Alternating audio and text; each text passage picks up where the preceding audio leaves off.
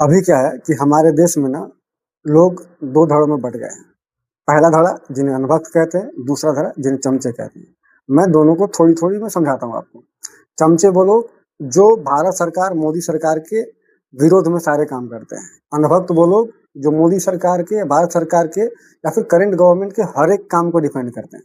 ठीक है? मतलब एक बीजेपी सपोर्टर और एक बीजेपी के अपोज़ में रहने वाले लोग। ठीक है?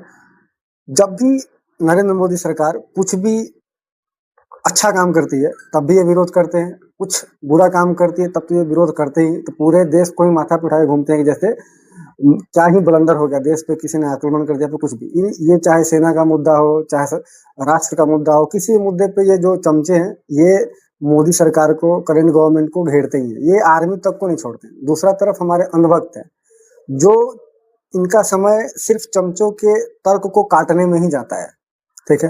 तो मैं पूछना चाहता हूँ इन दोनों से, चमचों से भी और अनभक्तों से भी, कि जब नीट पेपर लीक पे आपने इतना आवाज उठाया और इतना डिफेंड किया एक दूसरे को इतना टॉर्चर किया, राहुल गांधी, ममता बनर्जी, काफी मतलब अरविंद केजरीवाल, ये कॉकरोच जनता पार्टी। ठीक है? देश में भाई सब चीजों की जरूरत है, कॉकरोच और मच्छरों की जरूरत तो नहीं है।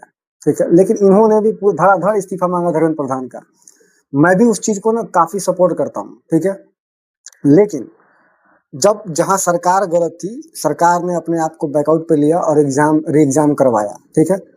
लेकिन जो एग्जाम हुआ, री एग्जाम, उस एग्जाम में 2-3 बच्चे सेंटर पर नहीं पहुंच पाए। हर सेंटर पे कुछ ना कुछ बच्चे नहीं जा पाए।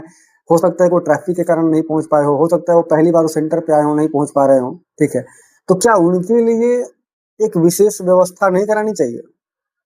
क्या उनके लिए सरकार को कुछ प्रबंध नहीं करना चाहिए?